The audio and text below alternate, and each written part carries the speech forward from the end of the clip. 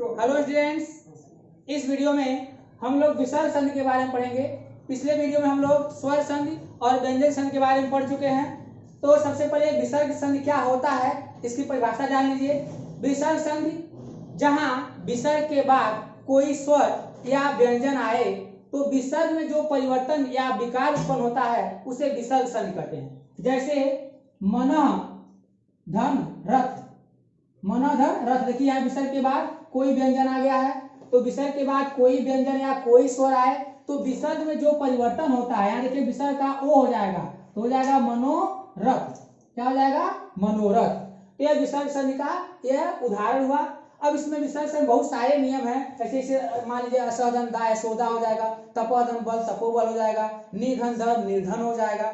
तो बहुत सारे नियम हैं। वह किस नियम के अंतर्गत इनका विसर्गों का वो परिवर्तन होता है विसर्गों में, उसको हम नियमों को पहले देखते हैं। तो पहला इसमें नियम देखिए, विसर्ग संधि का जो पहला नियम है कि यदि विसर्ग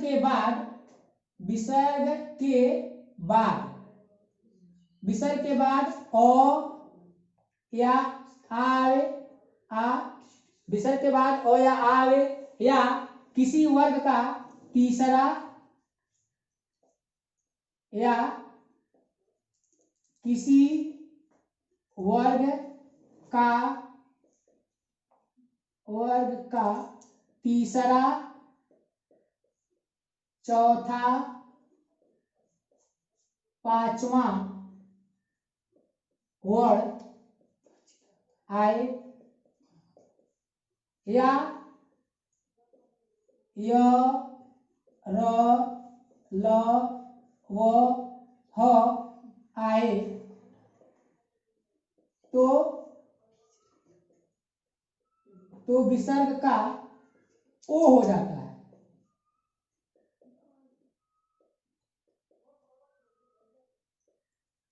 जैसे तपह धन बल। देखिए यहां हमने कहा कि विसर्ग के बाद कोई स्वर आए अ या आवे, नहीं कोई स्वर में अ या आवे, यही दोनों स्वर आए, या किसी वर्ग का तीसरा अक्षर या चौथा अक्षर या पांचवा अक्षर आए, पांचवा वर्ड आए, या य र ल व ह आए तो इस विसर्ग का क्या होता है? ओ हो जाता है। क्या होता है? ओ। देखिए विसर्ग है और विसर्ग के बाद क्या है? ब आया हुआ है, तो प फ ब, प वर्ग का तीसरा अक्षर आ गया तो विसर्ग क्या हो जाएगा? विसर्ग का ओ हो जाएगा तो हो जाएगा त प, और विसर्ग का हो जाएगा ओ, तपोबल। क्या हो जाएगा? तपोबल। इसी प्रकार देखिए यशः धन दा, यहाँ देखिए विसर्ग है और विसर्ग के बाद क्या होगा? द आया हुआ है तो विसर्ग का क्या हो जाएगा? ओ हो जाएगा, हो जाएगा यशोदा, यशोदा। फिर यहाँ देखिए अध धन गति,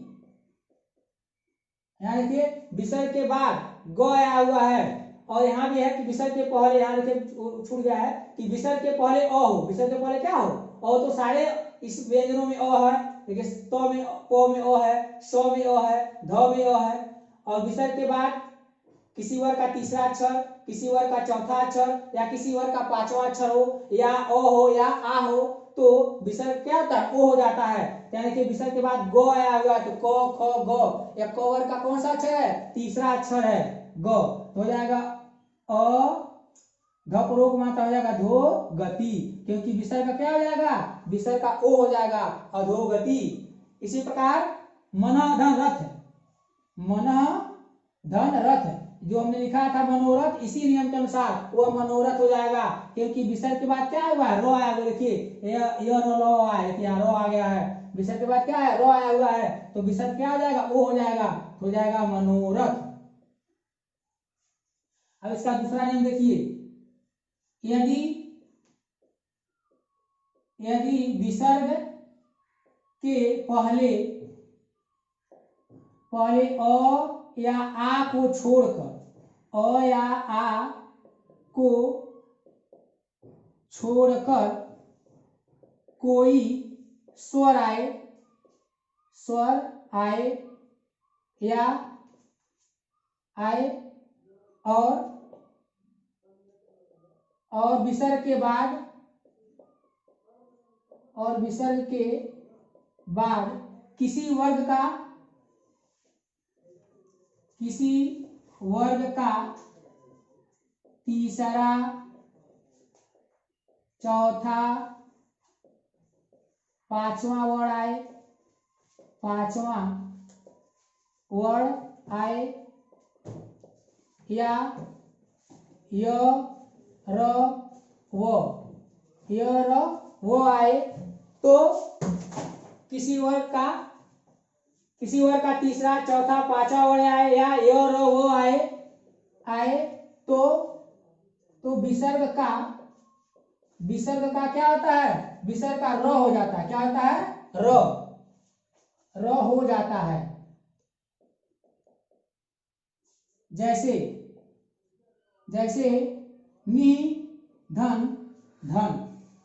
अब यहां देखिए विसर्ग है और विसर्ग के बाद क्या आएगा? किसी वर्ड का तीसरा, चौथा या पांचवा अक्षर। तो थ द ध।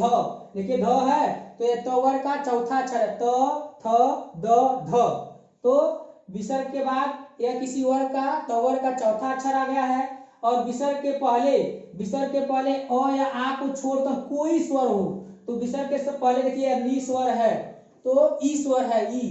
तो विसर्ग क्या हो जाएगा? विसर्ग का र हो जाएगा तो हो जाएगा नी और विसर्ग का र हो जाएगा तो जाएगा निर्धन। क्या हो जाएगा? निर्धन। यहाँ र यहाँ लिख देंगे तो जाएगा निर्धन। इसी प्रकार नी, देखिए नी और धन भय। अब यहाँ देखिए यहाँ नी है, नी धन भय। तो यहाँ विसर्ग के बाद क्या आएगा? भ आया हुआ है। प फ ब भ। तो पवर का चौथा वर्ड आया हुआ है भ। तो नी और इसके विसर्ग के पहले ई आया हुआ है तो विसर्ग क्या हो जाएगा? विसर्ग का र हो जाएगा तो हो जाएगा निर्भय। क्या हो जाएगा? निर्भय। इसी प्रकार देखिए नी, यहाँ देख लीजिए दू का देख लीजिए दू धन आशा। यहाँ देखिए विसर्ग है और विसर्ग के बाद देखिए आ व्यंजन आ स्वर आया हुआ है तो विसर्ग क्या हो जाएगा? र हो जाएगा। विसर्ग क्या हो जाएगा? र हो जाएगा दुर्आशा।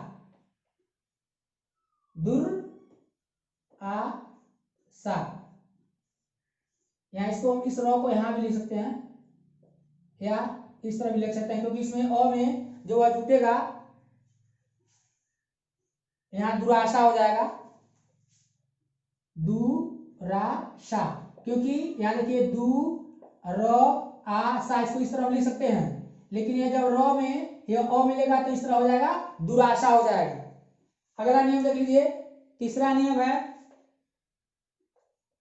यदि विसर्ग के बाद, तीसरा नियम, यदि विसर्ग के बाद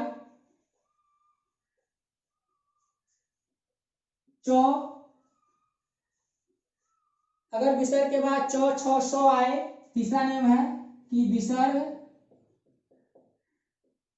के बाद च स और छ आए तो देखिए यदि विसर्ग के बाद च छ और स आए, च छ और स आए तो विसर्ग का स हो जाता है। तो विसर्ग का क्या होता है? स हो जाता है। जैसे देख लीजिए नियम है कि अगर विसर्ग के बाद क्या आ जाए? च आ जाए, छ आ जाए और स आ जाए तो विसर्ग का स हो जाता है। जैसे निधन चल, निधन चल। तो देखिए विसर्ग के बाद क्या आएगा? च आया हुआ है। देखिए नियम है कि विसर्ग के बाद च आ जाए तो विसर्ग क्या हो जाएगा? विसर्ग का स हो जाएगा। यहाँ हो जाएगा नी और स च ल, निश्चल हो जाएगा। देखिए ये हलंत लगा हुआ है, ये आधा स है, यहाँ देखिए भी आधा स है तो क्या हो जाएगा? निश्चल। फिर यहाँ देखिए नि धन छल तो यहाँ देखिए विसर्ग है और विसर्ग के बाद क्या आएगा? छ आया हुआ है तो विसर्ग का क्या हो जाएगा? विसर्ग का स हो जाएगा तो हो जाएगा निश्चल, निश्चल। फिर देखिए अगर विसर्ग के बाद दु धन शासन, शासन। क्या देखिए विसर्ग है और विसर्ग के बाद क्या आएगा, स आया हुआ है। यह देखिए नियम है कि विसर्ग के बाद च आए या स आए या छ आए तो विसर्ग का स हो जाता है। तो यहाँ विसर्ग है और विसर्ग के बाद स आया हुआ है तो विसर्ग का यह स हो जाएगा, तो जाएगा दुशासन हो जाएगा। दु फिर यह स और यह देखिए सा सन, इसको पढ़ेंगे दुशासन पढ़ेंगे। तो इस प्रकार इन विसर्ग संधियों में जो 3 नियम हमने बताए थे, 3 नियम बता दिए हैं। अगले वीडियो में जो और नियम है उसको बता दिया जाएगा।